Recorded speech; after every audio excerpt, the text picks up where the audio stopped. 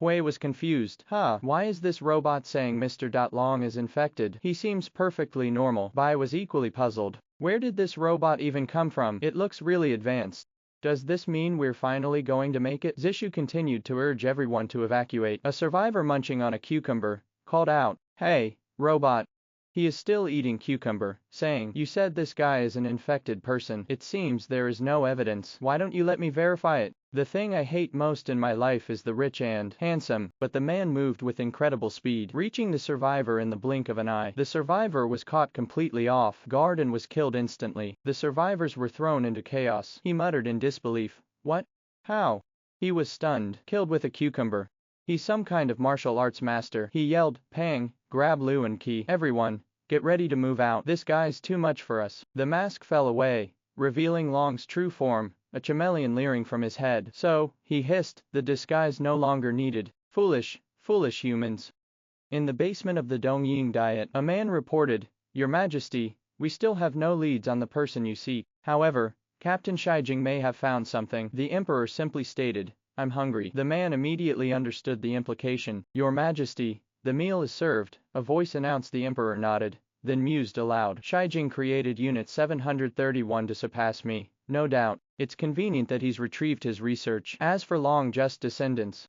His words trailed off as the snake coiled around. His hand darted towards the proffered food. He added, saying, "Dare to steal my immortality formula, I will tear him to pieces." That woman flew up, shouting, "Don't." Inside the H-City base, Xiao looked concerned. "Bai," she said, "why does that guy have a lizard on his head? And it can change colors." Bai corrected her, "That's a chameleon." Zishu, wasting no time, yelled, "Fire a devastating attack. Electric ion cannon ready." "Electricity," Long echoed, a flicker of confusion in his eyes. Then, a cruel smile twisted his lips. In the blink of an eye, he was upon another survivor. He grabbed the survivor and flung him straight into the ion blast. "Damn it, who pushed me?" the survivor cried, just before the explosion engulfed him. Duo exclaimed, "Oh no." Zishu.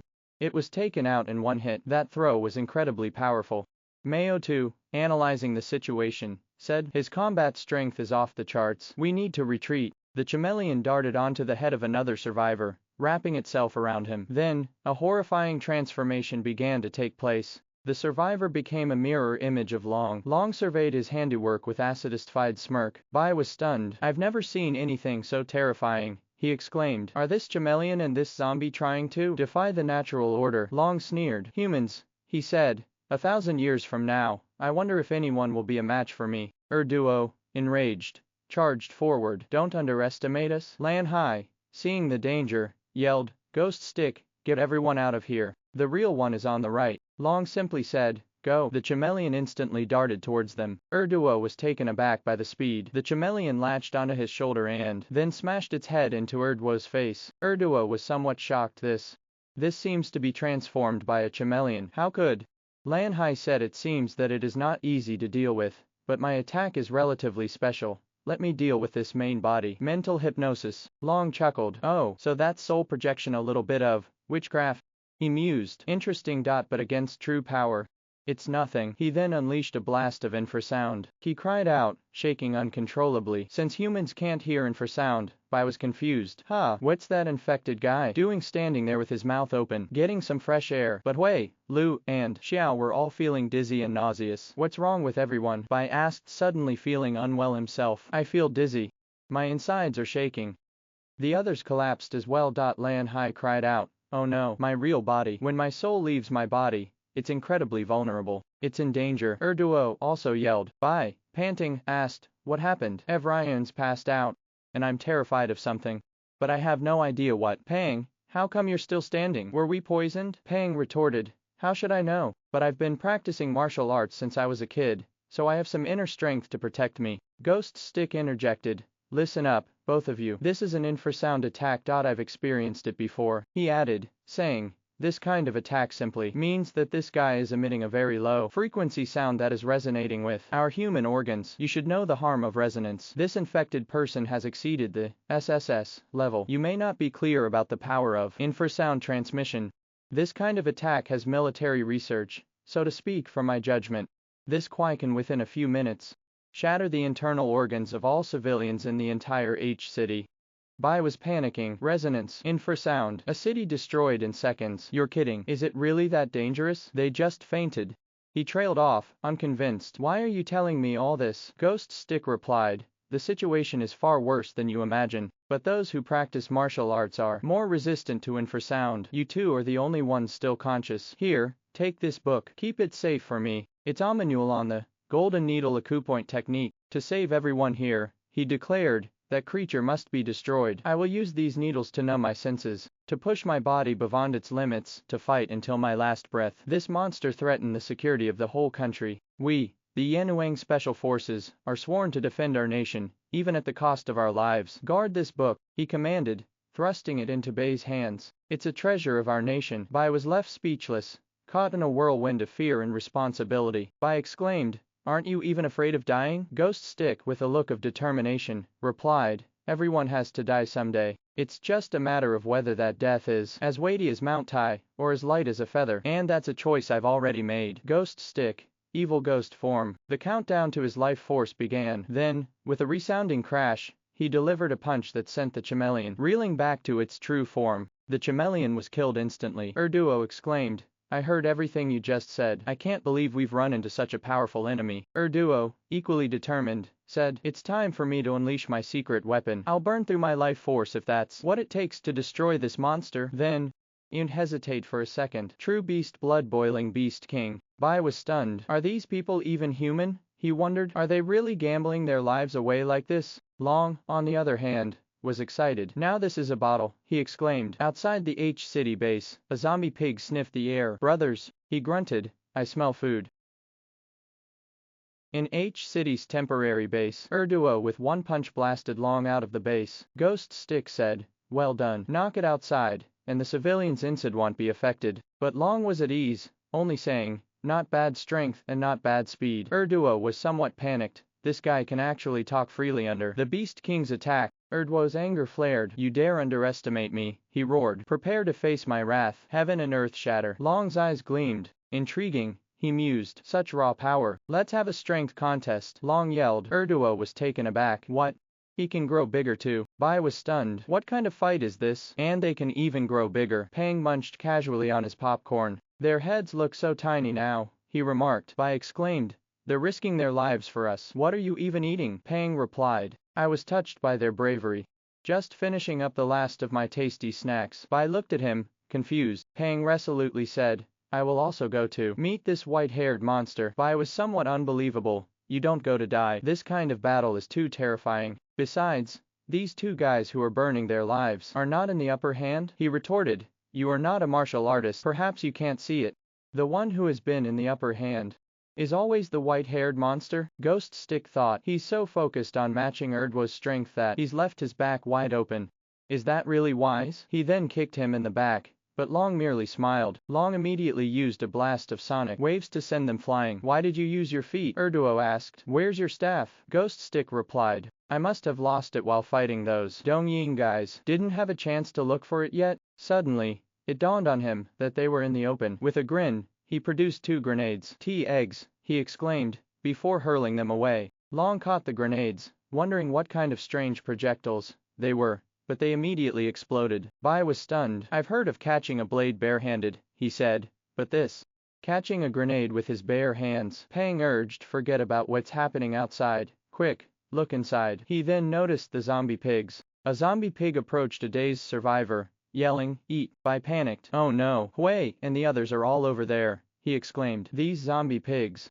Did they all swim over from the Huangpu River? Ho then woke up and noticed Lu mumbling in her sleep. I want milk, Lu murmured. Bai urged him to get out of there quickly, but he was still confused and didn't know what was going on. Hey kid, the zombie pig grunted. You like green peppers? It reached out a hand towards him. Ho finally realized what was going on, but he kept his cool and held onto his stick tightly. He immediately spun around, striking one of its hands, and then ducked to avoid the other hand's attack, but he was still grabbed. The zombie pig chuckled. Hey there, kiddo. Come on, join me for some nice big green peppers. The zombie pig said, be good, little feet don't kick randomly. Pang took action shouting, that won't do. Pang said, quickly run, this place is left to me. My big knife has long been hungry and thirsty. This is his weapon, Tang Knife Han Chen. Bai complained, dead fatty. You think this is game? A group of zombie pigs surrounded them. Bai shouted, "Dead pig, look at me." He raised one hand and directly flipped it away. Bai was somewhat excited. "Don't think that only you know kung fu. My table flipping kung fu that I have practiced hard for more than 20 years is not a joke." This glove said that it is some new technology that can climb walls and gather strength, seems to be quite useful. "This is the black spider glove that he took from the armory," Pang complained, "although I don't know why you have become so much stronger. But your silly character." Bai shouted, "Get out." Outside the base, Long's hand began to heal itself. "Those are some nasty little tricks," he exclaimed. "They actually broke through my protective aura." He glared at them. "You two have actually made me a little mad." They were both a little scared now. Ghost Stick said, "I thought he'd dodge them."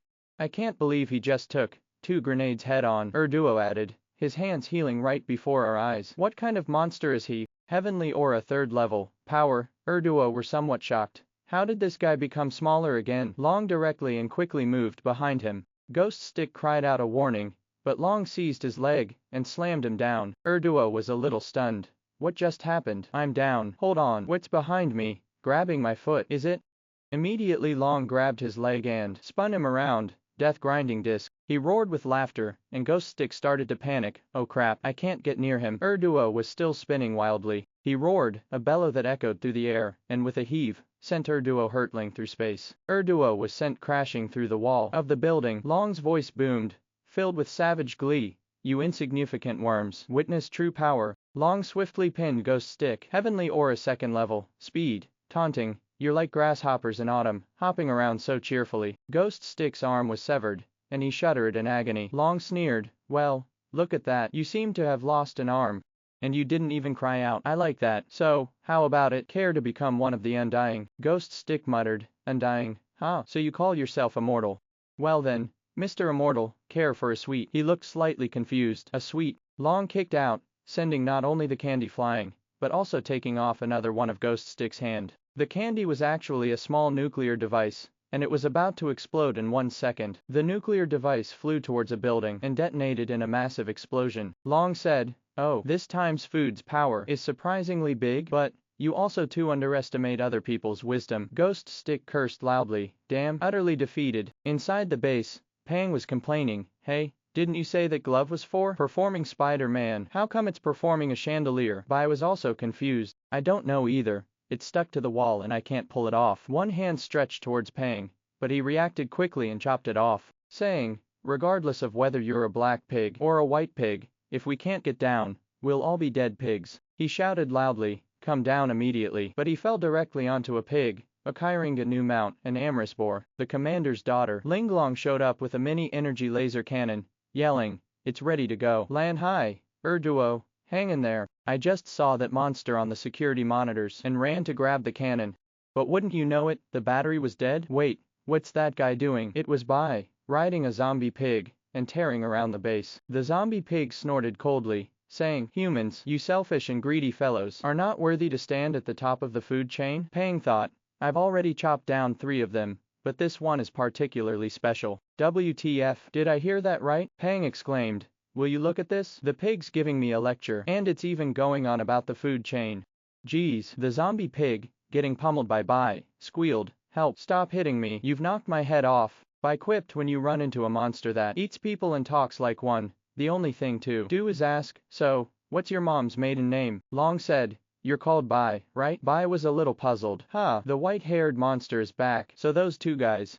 Long said, "I heard from Hui that you risked entering the city for a woman. Is it worth it?" Bai simply said, "Yeah." He threw back his head and roared with laughter, a cruel glint in his eyes. "You're so much like your ancestors," he taunted, equally pathetic. But he, at least, was a general, a mighty warrior who could hold his own against an army. A lion, and you, his descendants. You've become nothing but insects." Bai was taken aback. "Seriously, this monster knows my ancestor, a general, no less. Could he have been transported here from ancient times by some kind of cosmic event?" Long responded, "That pig had a point. Humans don't deserve to be at the top of the food chain. It's time for a change of leadership." He then slowly raised his foot, aiming to crush Xiao. Bai yelled, "Heads up, I need to borrow your head for a sec." The zombie pig protested, "Hey, get your hands off my head." But Bai grabbed it anyway, and launched himself into a powerful headbutt. Bai breathed a sigh of relief, saying, in a moment of haste, "It seems I threw the wrong thing."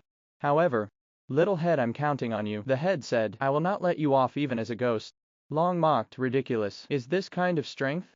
Throwing a handkerchief to choose a spouse. Ancient Chinese customs. He stepped on the air and was a little confused. It turned out that Pang saved her in time. Bai dashed forward, shouting, you really are focused on act as a pimp for 20 years. Thanks. Next, watch me high-speed flying kick. But Bai's attack was instantly thwarted, leaving him momentarily panicked, before he was brutally forced to the ground. Pang yelled, hang in there, and lunged with his knife. But Long, as if it were child's play, casually pinched the blade between two fingers and sent Pang flying. Bai was also sent flying. Long sneered, picking on the weak is such a waste of time. But since you're related to someone I used to know, I'll let you off the hook this time. Just then, something struck Long, visibly surprising him. He looked confused. What's this? The object had gone right through him and the wall behind. Linglong cheered, bullseye, you can't outrun a laser, you jerk. Long instantly appeared next to her and ended her life. That's quite a weapon, he remarked. Too bad it's mine now. Long's body began to mend itself, the injuries vanishing before their eyes. Pang gasped, by God. What manner of creature is this? It defies all logic. Internal organs regenerating in the blink of an eye. Long sneered, humans, you are spared today, not out of mercy, but as messengers. Return to your leader and deliver this ultimatum.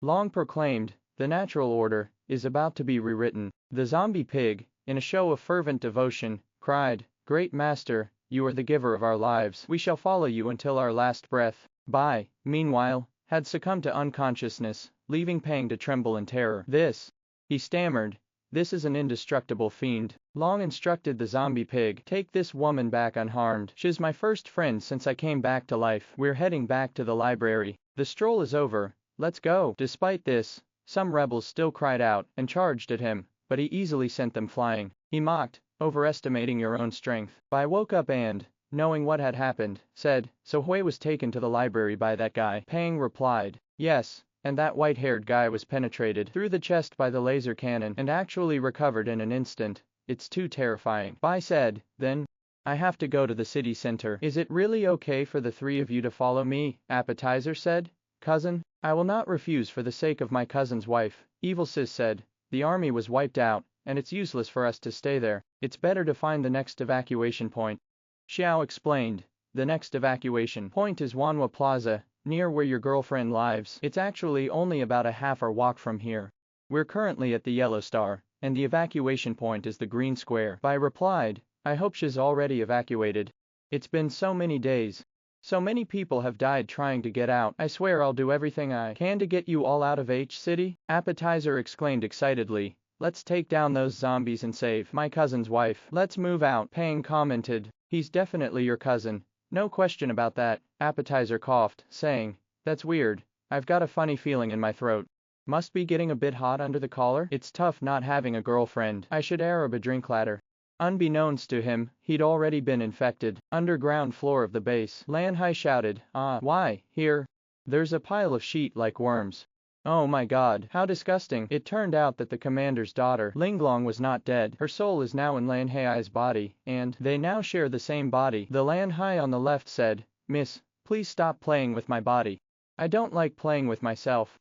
The Linglong on the right said, so this is how disgusting you men are down there. I'm going to pull it off. Lan Hai said, alright, that's enough. I've already contacted the commander about this. I used 10 years of my life to temporarily house your soul in my body, and that's not a permanent arrangement. Linglong exclaimed, humph, I'll make that white-haired monster, who killed me pay. He'll kneel before me and sing, conquer. Lan Hai added, also, Erduo and Ghost Stick are gone. Some of the others have already left. Linglong misses Erduo too. Above the Jing city, a plane took off. On the starship Sirius, the commander said, Immortal Master, I don't know if my daughter's situation can be restored. Immortal Master replied, oh, I already ate it. He was 199 years old. The commander was taken aback. Immortal Master's disciple, Nima, whose name means son in Tibetan, interjected, Master, he's asking about his daughter. Can she be saved? Turning to the commander, she reassured him, don't worry, my master may be a little hard of hearing, but his powers are incredible.